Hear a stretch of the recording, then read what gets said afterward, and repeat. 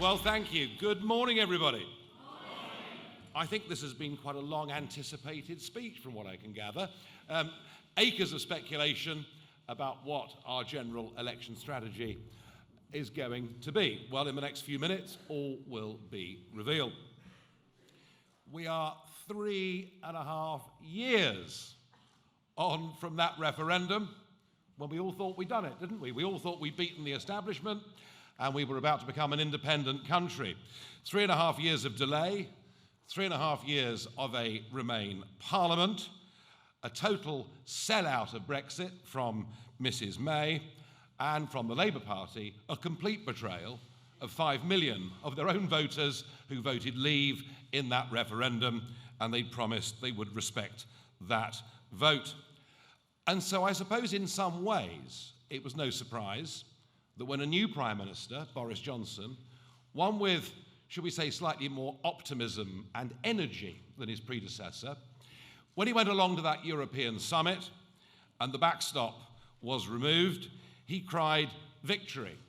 And I think exhausted Brexiteers, Brexhaustion, I think is the phrase, said, well, if we've got a good deal, isn't that just fantastic? I have to say, I was very, very unhappy with this new EU treaty, with the attached political declaration. And I noticed in the days that followed on that unlike many of those who voted for it, and unlike many of those who praised it and are still today praising it, I actually read it. And I drew the conclusion that it simply wasn't Brexit. There were many, many concerns. I think the separate status for Northern Ireland and what that might mean for the Scottish debate in years to come and for the Union was part of it. I didn't like the binding commitments to state aid rules, which meant we couldn't, for example, take a strategic decision about an industry like steel. I certainly, having read the text on fishing, realised that it was not going to deliver 200 miles off the North Sea here in the northeast of England. So there were many criticisms that I had of it, but there were two aspects of it that really did stand out for me as being completely unacceptable. The first was that it just did not get Brexit done. It's a very tempting phrase, isn't it? We're going to get Brexit done. I mean, who wouldn't, on the Brexit side of the argument, and indeed many on the Remain side of the argument, who wouldn't cheer this coming to a conclusion as quickly as possible? But actually, all these documents do is take us into another set of agonising negotiations, and ones in which, there is no question, the EU will have the upper hand. Monsieur Barnier, who of course negotiated for the EU in the last 3 years, who did such a good job, he's now been re-recruited by the European Union to do the next phase. Well, we should poach him, really, because he's rather better than our people have been. And he's already said that the trade negotiation will last for 3 years or more. So it doesn't, as it stands, get Brexit done. But the area that really worried me the most was the extent to which we were committing ourselves to regulatory and political alignment. We were binding ourselves in an international treaty to having parallel laws on everything from financial services to fisheries, even taxation. We would not be completely free to set our own rates of VAT or indeed corporation tax. And I said to myself when I looked at that, this really is not Brexit. This is not taking back control. This is not the ability at general elections to choose governments that decide what course of action, what policy areas we choose. And that's why the National Nominating Officer for the Brexit Party last week signed 600 candidate forms, because I felt that in a democracy, everybody deserved to have a genuine choice. But the difficulty with that is weighing up what would the consequences be in this election of us fielding that number of candidates. And this has not been easy. Everybody speculated that it would allow Corbyn to win. I don't believe that, but what I do understand fully is that if we do field 600 candidates, there will be a hung parliament. I think that is by far the most likely outcome, which I think is something that very few people really want. I also realised over the last few weeks, and we saw this through our own private polling, that if we did put up candidates, I had absolutely no doubt that from southwest London down into Hampshire and right out through the Western Corridor, all the way to Land's End, that the effect of us standing would be quite a large number of Liberal Democrat gains. So my real concern about that is what would happen if the Remainer parties could get between them 325 seats in Parliament. Well, we know what would happen. There'd be a second referendum. And so that has been a very real concern for me. And I think if there was a second referendum, it would be disastrous for trust in our entire democratic system, disastrous for business, for investment into our country. And also I know that what we get offered is a false choice between Remain or a form of Remain. So after 25 years of battling for us to be free of the European Union, 25 years of wanting us and believing that we should be an independent country, it's not been very easy.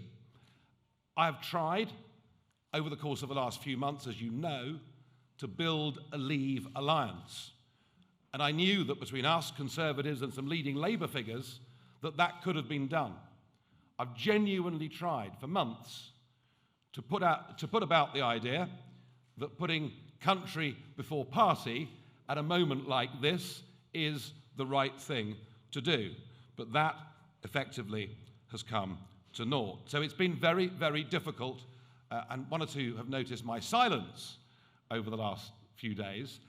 It's been a difficult decision to make, but I have to say that last night, for the first time, I saw something since that Brussels summit that actually was optimistic, because I saw Boris Johnson on a video saying, we will not extend the transition period beyond the end of 2020.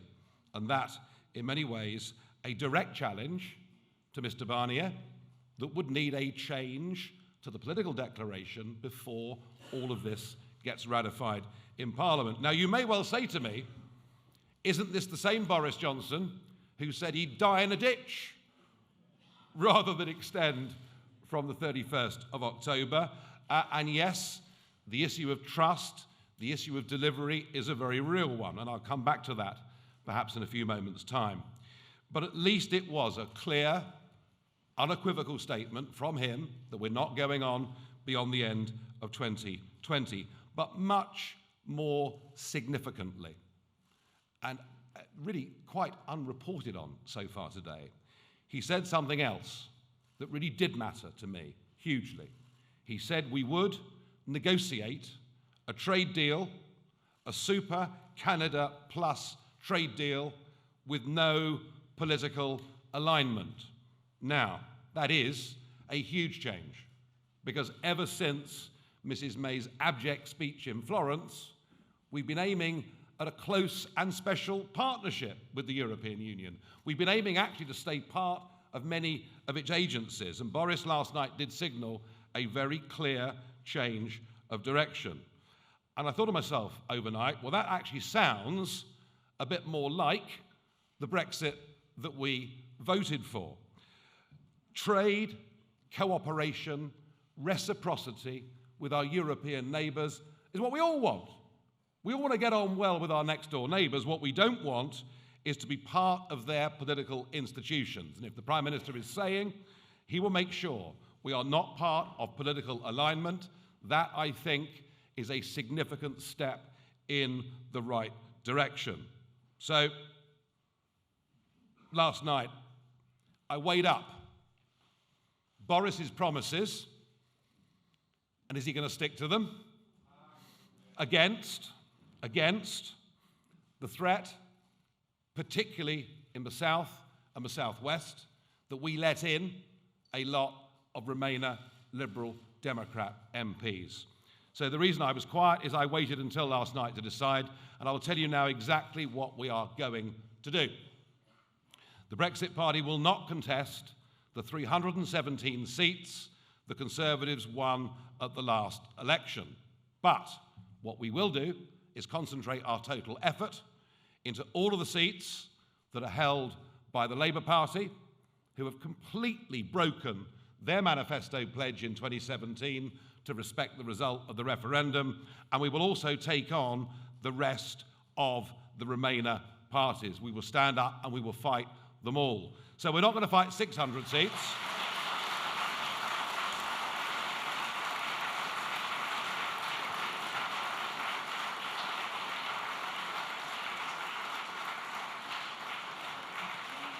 Well, I have to say, I'm pleased you like it. It's not easy. It's not easy, but how do we hold Boris to his promises? That's the key to this, isn't it? That's the key to whether this strategy actually works. We will expose the fact of Labour's complete betrayal of 5 million of their own voters. I think that's a very, very important thing for us to do.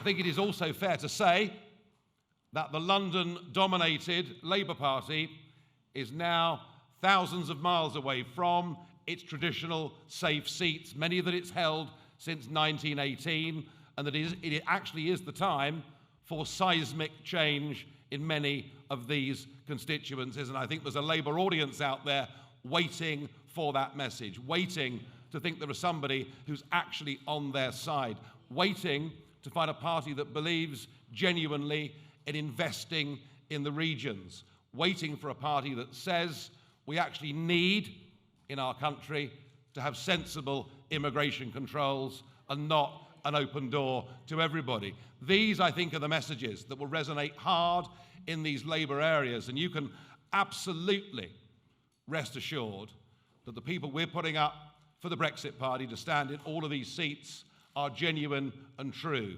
They're doing it not because they want a career in politics, they're doing it because they genuinely want to make a difference to our country.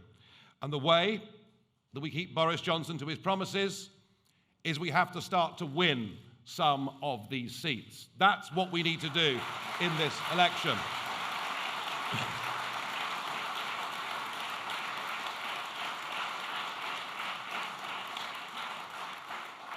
Because when we do that, and we have a Brexit Party voice in Parliament, we're going to keep saying, remember, you told us we were leaving by the end of 2020. Remember, you told us we're not going to have political alignment. And actually, he'll know, just as Mrs. May's vote disappeared in the European elections of this year, the same will happen again if a British Prime Minister breaks firm commitments and promises that are made to the British people.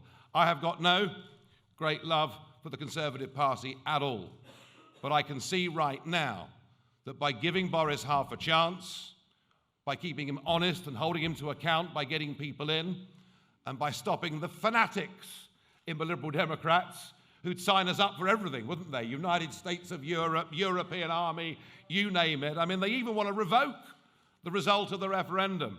No, I think our action, this announcement today, prevents a second referendum from happening. And that, to me, I think right now is the single most important thing in our country.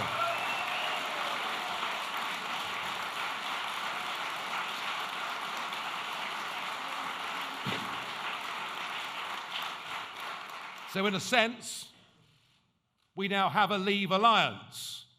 It's just that we've done it unilaterally. We've decided ourselves that we absolutely have to put country before party and take the fight to Labour. Thank you very much indeed, everybody. Thank you.